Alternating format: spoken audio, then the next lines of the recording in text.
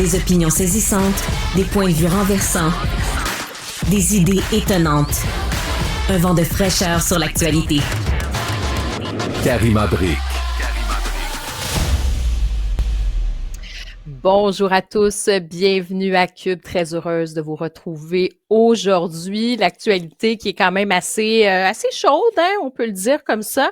Aujourd'hui, en ce moment même, on va suivre la situation de très près, ce qui se passe du côté de l'université McGill et du démantèlement du campement à McGill. Donc, on va en parler dans quelques instants. On aura une journaliste sur place pour nous dire là, comment ça se passe.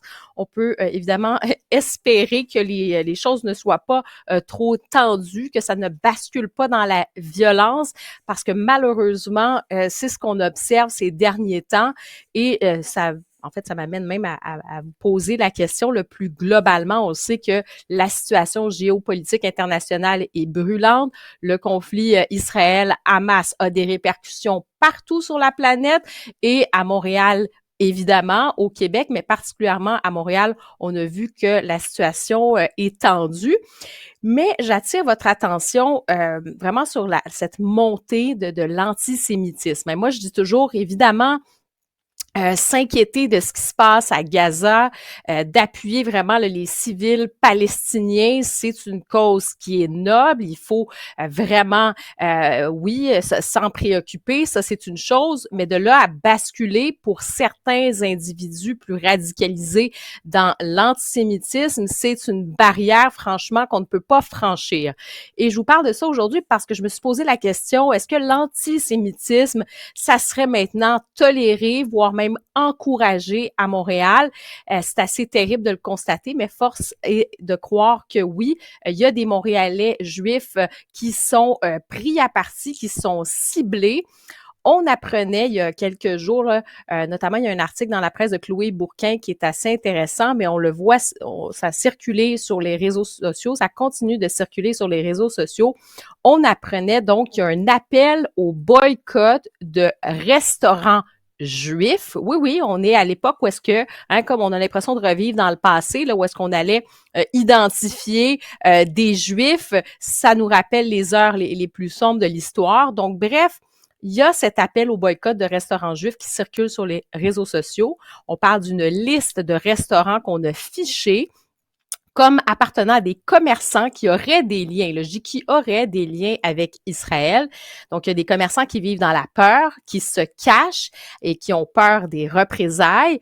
Et dans cet article, on voit que, il y a une pizzeria, par exemple, qui a été ciblée. Pourquoi?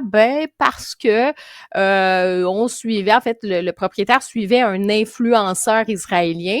On parle d'un resto qui est ciblé parce que le propriétaire a la nationalité israélienne. Il y a un resto, et ça, c'est extrêmement troublant, il y a un resto qui a retrouvé le 19 juin dernier des traces de projectiles. On parle des projectiles d'armes à feu.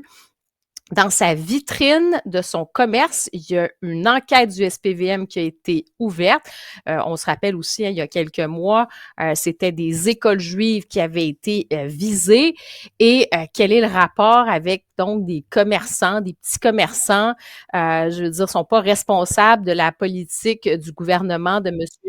Netanyahou, là, tu sais, je veux dire, on peut critiquer abondamment la politique de M. Netanyahou en Israël, mais des Juifs montréalais qui ont des commerces, si on se met comme ça à les cibler, dans quelle ville on se retrouve, dans quel état du monde, moi, je me dis, mais qu'est-ce qui se passe avec ma ville qui était ouverte, qui était tolérante, qui était pacifique, où vraiment, là, depuis des décennies, on vivait ensemble, peu importe, des Québécois de toutes les origines, de toutes les confessions religieuses.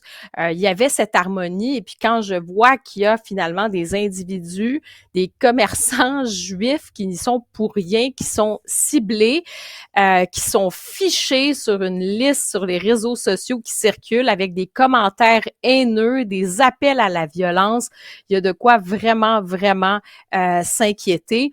Et je pense effectivement qu'il y a des individus radicaux c'est une minorité, il faut le préciser, mais quand même, donc, qui crée cette terreur et qui bascule littéralement dans la haine des Juifs montréalais.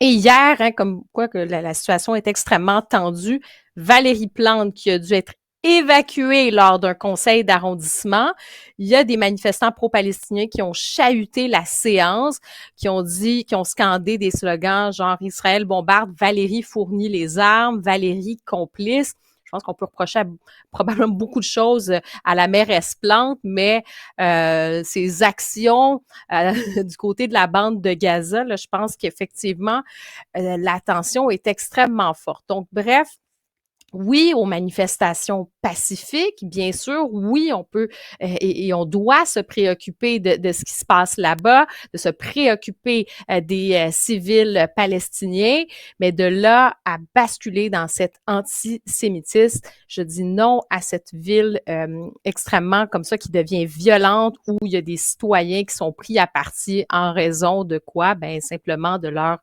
confession religieuse. Alors ça, c'est extrêmement troublant.